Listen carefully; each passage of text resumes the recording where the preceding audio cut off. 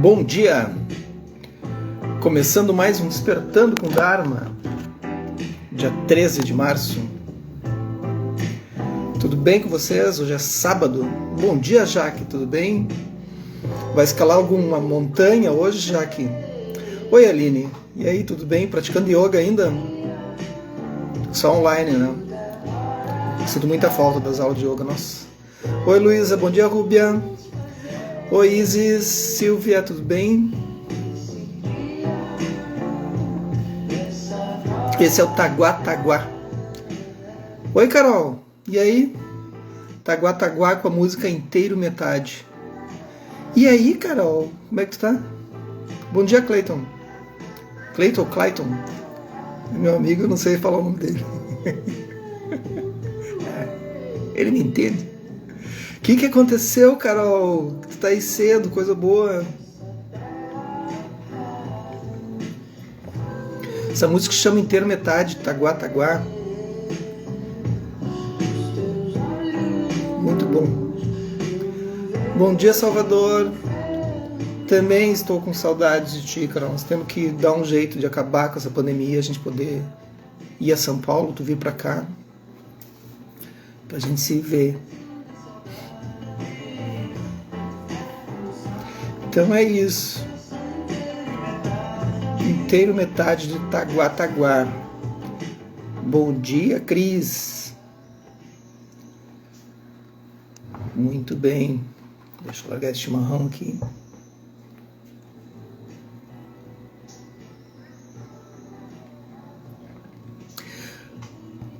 E aí? Ah, tá bom, manda um beijo pro meu filho então, já que, né? Já que tá por aí. Coisa boa. Então tá, vamos lá. Nós paramos ontem aqui na página 83. Então a gente está lendo A Arte da Felicidade na visão do Dalai Lama, né? Do Dalai, do mestre máximo do budismo tibetano, uma referência para todos os budismos, né? Claro. Mas enfim. Então naquela tarde, porém, isso o Howard Cutler, né, ainda comentando, psiquiatra. Naquela tarde, porém, enquanto escutava o Dalai Lama, algo aconteceu. Como nossa dependência dos outros não era meu tópico preferido, minha mente voltou a divagar e eu me descobri distraído, puxando um fio solto da manga da minha camisa. Prestando atenção por um instante, ouvi quando ele mencionou o grande número de pessoas envolvidas na confecção de todos os nossos bens materiais. Então, eu fico imaginando, né? Ele estava viajando, esse psiquiatra, né? Porque ele ouvindo o Dalai Lama e puxando um fio na manga da camisa, assim, né? Com um mestre na sua frente, ele podendo estar aprendendo, e ele viajando ali, né? E ele conta isso, é bom, tá? Isso que é bacana.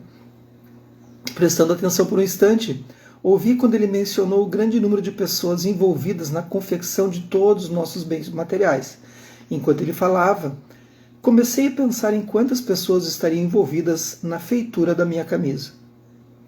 Comecei imaginando o lavrador que plantou algodão, depois o vendedor que vendeu ao lavrador, o trator para arar a terra.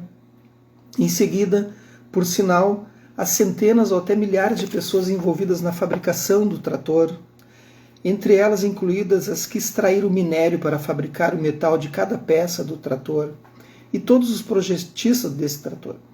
E então, naturalmente, pensei nas pessoas que processaram o algodão, que teceram o pano e cortaram, tingiram e costuraram esse tecido, os ajudantes de carga e motoristas de caminhão que fizeram a entrega à loja, o vendedor que me vendeu a camisa. Ocorreu-me que praticamente todos os aspectos da minha vida resultavam de esforços dos outros. Isso é muito legal, esse exercício, assim, do interser, né, que o Tishinahan ele vai cunhar esse termo, assim, não existia esse termo no português, e aí, então essa tradução ficou como interser. Então nós intersomos, né? Não tem como tu estar sozinho no universo. De alguma forma todas as coisas estão interligadas. Ocorreu-me que praticamente todos os aspectos da minha vida resultavam de esforços dos outros.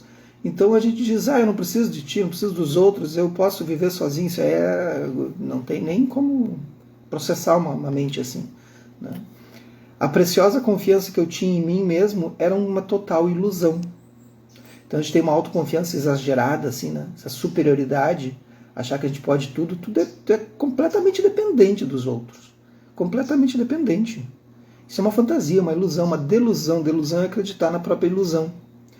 Quando me dei conta disso, eu fui dominado por uma profunda noção de interdependência e da interligação de todos os seres.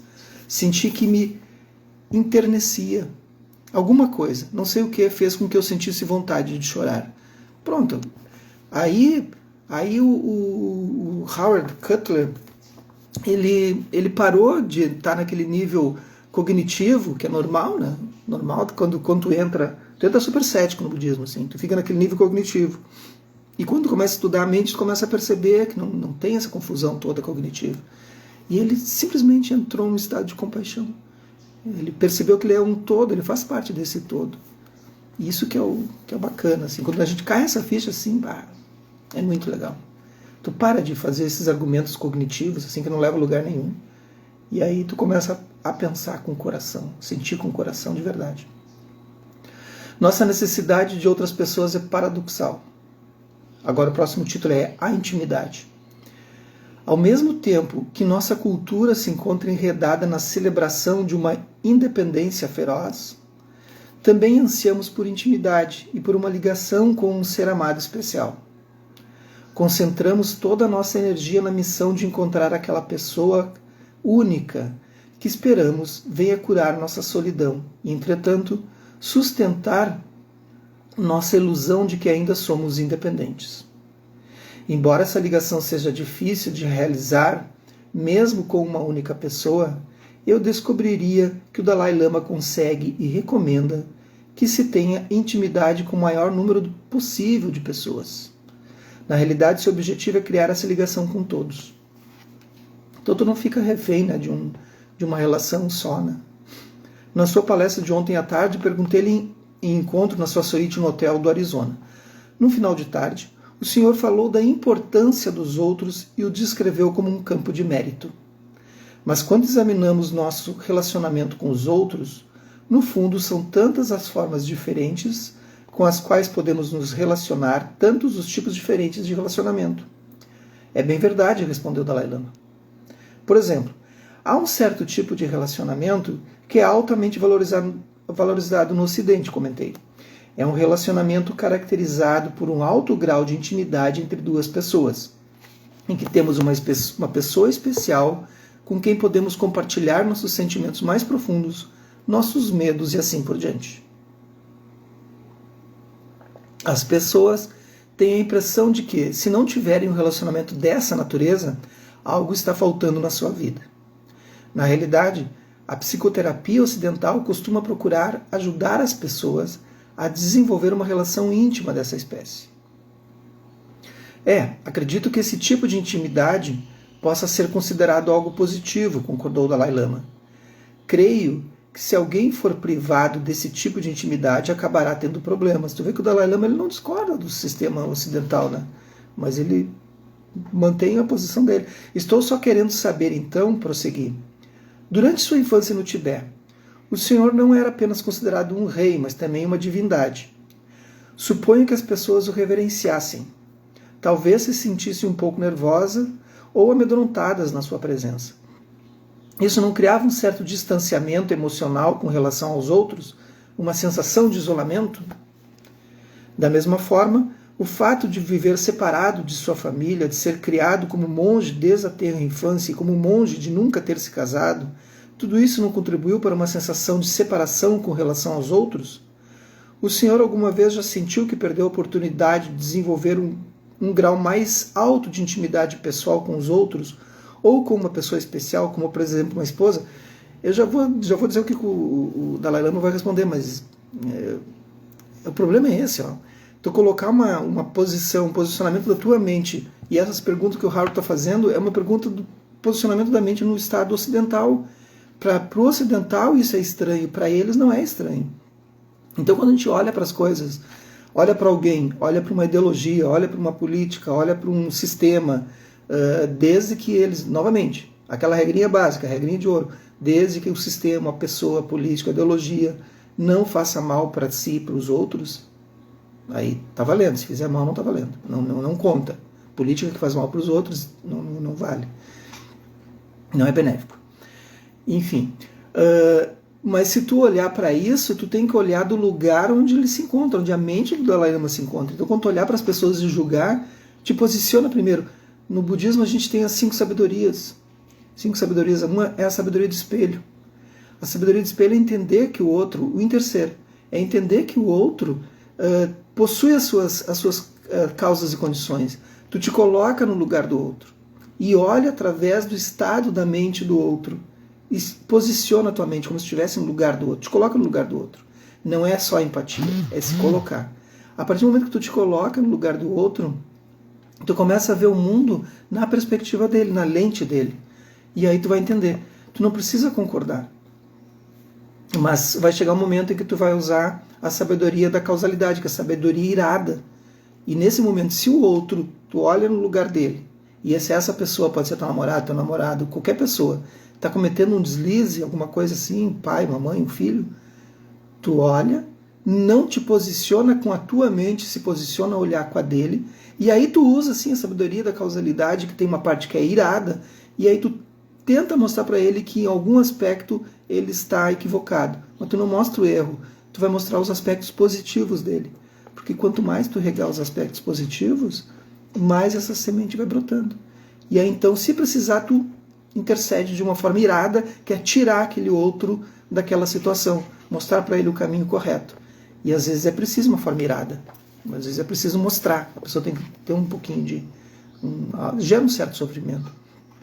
Mas tu não precisa concordar necessariamente. Então o Dalai Lama vai responder, não. Respondeu ele sem hesitação. Nunca senti uma falta de intimidade. Naturalmente meu pai já faleceu há muitos anos, mas eu me sentia muito chegado à minha mãe, aos meus mestres, meus professores e aos outros. E com muitas dessas pessoas eu podia compartilhar meus sentimentos, preocupações e temores mais profundos. Aquele filme com o Brad Pitt, né, 7 anos no Tibete, relata um pouco sobre como é que era. É um filme muito bacana. Quando eu estava no Tibete, em ocasiões formais e eventos públicos, havia uma certa formalidade. Era observado um certo protocolo. Mas esse nem sempre era o caso. Em outras ocasiões, por exemplo, eu costumava passar tempo na cozinha. Fiz amizade com alguns funcionários da cozinha e nós podíamos brincar, contar fofocas ou compartilhar histórias. E tudo era muito natural. Sem aquela sensação de formalidade ou distanciamento. Portanto, quando eu estava no Tibete, ou desde que me tornei um refugiado, nunca senti falta de pessoas com quem pudesse compartilhar momentos. Creio que, em grande parte, isso está relacionado à minha natureza. Para mim é fácil compartilhar as coisas com os outros. Simplesmente não sou muito bom para guardar segredos. Ele riu. É claro que às vezes esse traço pode ser negativo. Por exemplo, pode haver algum debate no Kashá, que é o governo do Tibete, o tibetano no exílio, Kashá, sobre fatos confidenciais. E eu imediatamente começo a conversar sobre esses fatos com terceiros.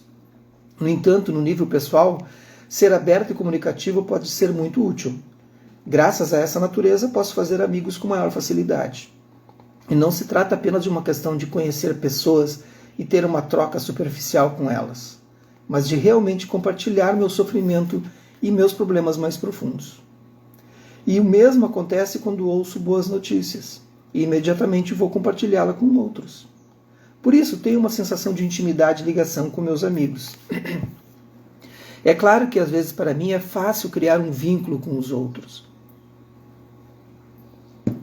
porque eles costumam se sentir muito felizes por compartilhar seu sofrimento ou sua alegria com o Dalai Lama, sua santidade, o Dalai Lama. Ele riu mais uma vez, fazendo pouco do seu título. Seja como for, tenho essa sensação de ligação, de união com muitas pessoas. Por exemplo, com a política do governo tibetano, ou se estava preocupado com outros problemas, até mesmo com a ameaça da invasão chinesa, eu voltava para meus aposentos e dividia aquele sentimento com a pessoa que varre o chão. De um ponto de vista, pode parecer um total disparate que alguém como o Dalai Lama, o chefe do governo tibetano, diante de dificuldades nacionais ou internacionais, fosse compartilhá-las com o faxineiro.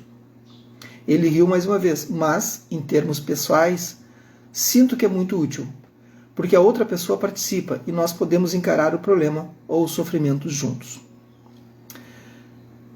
Existe um ensinamento aqui do Dalai Lama, que é um ensinamento sutil, que poucas pessoas lendo esse texto vão entender ou absorver se não tiverem um contato mais profundo com o budismo, um pouco mais complexo, assim, mais profundo, enfim. O que o Dalai Lama está falando aqui do conhecimento e da verdade absoluta e verdades relativas. No mundo absoluto, no mundo relativo, ele é um Dalai Lama, ele tem um título, ele tem uma relação, ele tem uma voz, ele tem essa identidade, né? E esse mundo relativo é preciso que se respeite, é preciso que tudo mais. Mas quando ele diz ali, ele mesmo ri do seu título, ele ri porque no mundo absoluto não existe isso na verdade absoluta. Não existe o título, não existe nem o Dalai Lama. Não existe essa composição. Porque nós somos totalmente livres de qualquer natureza e de qualquer título, qualquer coisa que se coloque, em rótulo que se coloque na gente. Então ele ri, porque na relação que ele tem, porque ele atinge o absoluto, ele pode chegar e conversar com uma faxineira e aquilo não melindrar, não melindrar o seu estado, né? Ele tem maior tranquilidade daquilo.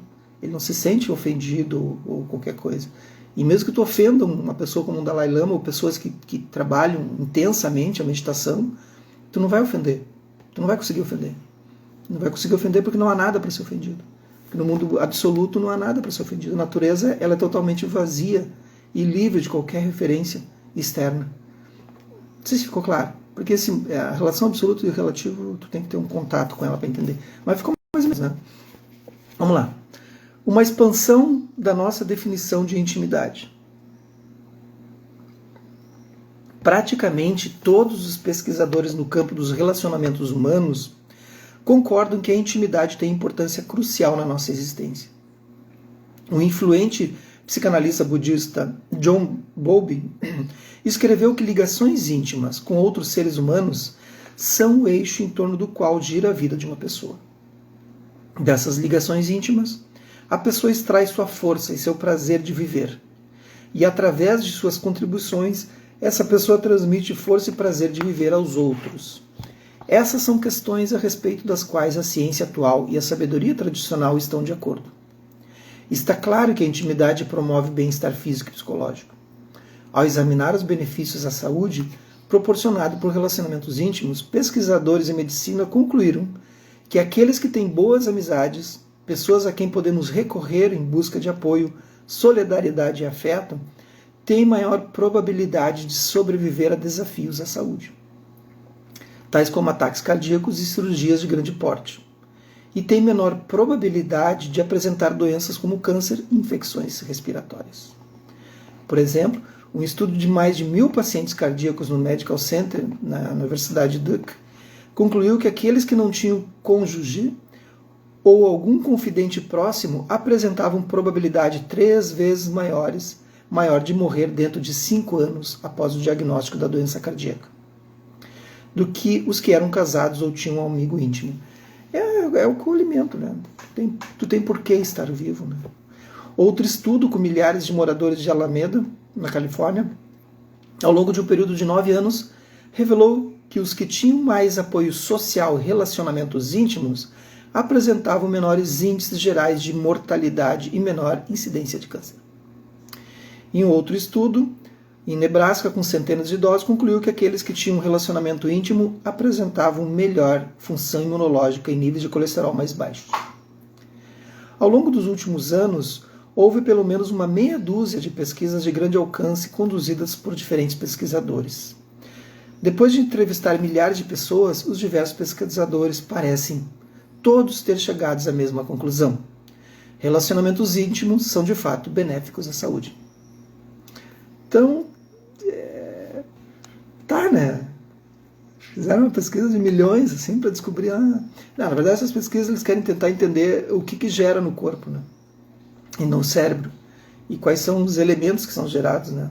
Quais as químicas e quais as partes do cérebro que são movimentadas com isso. A intimidade é igualmente importante para a manutenção da boa saúde emocional. O psicanalista e filósofo social Erich Fromm afirmou que o medo mais básico da humanidade é a ameaça de ser isolado de outros seres humanos. Há 20 anos atrás ele falou isso aqui, né? O medo mais básico é a ameaça de ser isolado de outros seres humanos. O que aconteceu conosco o ano passado? Aquilo que se temia, fomos isolados, estamos isolados ainda, né? Então a preocupação das pessoas que não respeitam a pandemia, de forma alguma, se não conseguem respeitar de maneira alguma, por um lado claro que é um problema de identidade, de caráter também, né? Mas outra é uma ignorância também. Ignorância no sentido de ignorar que ele não precisa estar em algum lugar com outras pessoas para se sentir pertencendo a outras pessoas. Porque, na verdade, o que as pessoas buscam é uma sensação de pertencimento. Eu preciso pertencer, eu preciso continuar existindo. Eu preciso me mostrar no mundo para me verem e verem que eu estou vivo, eu existo, né? Mas se tu pratica a meditação, e tu pratica o interser, tu vai ver que tu está interconectado com o todo. Tu está em casa agora isolado, e está completamente interconectado. Não é interconectado na rede, isso é outra coisa, né? E não é isso. É entender que agora a própria rede, alguém inventou isso, né? Então tu não está sozinho. Como ele falou aqui agora sobre a camisa dele.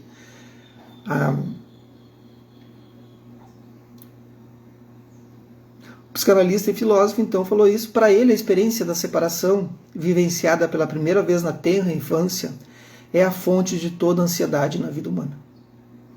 John concordou, citando um bom volume de provas experimentais e pesquisas que corroboraram a ideia de que a separação daqueles que cuidam do bebê, geralmente a mãe e o pai, durante o período final do primeiro ano de vida, inevitavelmente gera medo e tristeza na criança. Para ele, a separação e a perda interpessoal estavam nas próprias origens das experiências humanas de medo, tristeza e mágoa. Portanto, levando-se em consideração a importância vital da intimidade, como tratamos de conseguir intimidade na nossa vida diária?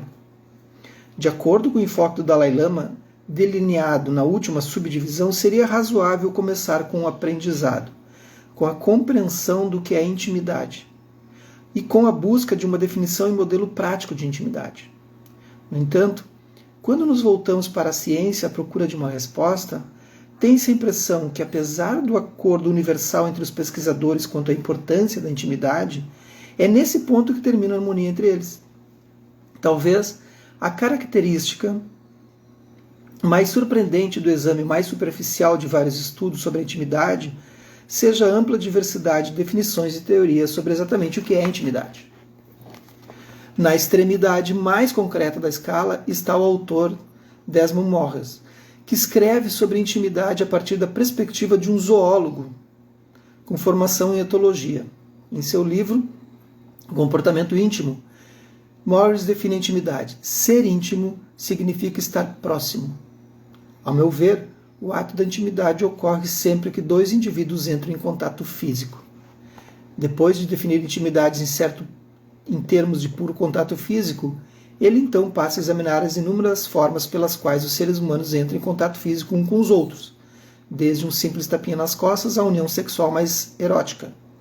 Ele vê o contato como o veículo através da qual nos consolamos uns aos outros e nos sentimos consolados, por meio de abraços, apertos de mão, e quando esses meios não são disponíveis por vias mais indiretas de contato físico, como por exemplo um atendimento de manicure, ele chega a levantar a hipótese de que os contatos físicos com objetos no nosso ambiente, desde os cigarros de jóia até os colchões de água, funcionam como substitutos da intimidade. O cara meio... né? O que vocês acham aí? Uma enquete na live das 6h30 da manhã. Vocês acham que intimidade requer contato físico? Qual a opinião de vocês? Quem acha que requer, levanta a mãozinha, e quem não acha, baixa a mãozinha ou diz não. Eu, na minha opinião, não. Não vou tendenciar aí, mas cada um pensa. Não precisa. Não precisa ter contato físico. Zero. Pode ter tido um contato físico no início, né? Mas depois não mais. Tu vai ter intimidade. Né, Cris? Não, né, Mauro? Não tem. Eu e o Mauro, por exemplo, nós não temos contatos físicos. A gente teve uns 4 contatos físicos ao longo de mais de 30 anos, né, Mauro? 5 contatos físicos, né? E nós temos uma intimidade de uma amizade de mais de 30 anos. Como é que tu explica isso? Então esse Desmond Morris, esse etólogo, ele não me convenceu. Não convenceu ninguém, né? Silvia, né, Carol, né, Barreto? Pô, aí o cara também...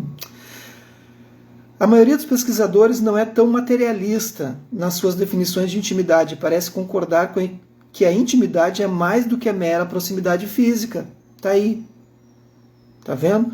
Voltando-se para a raiz da palavra intimidade do latim íntima, que significa interior, ou mais interior.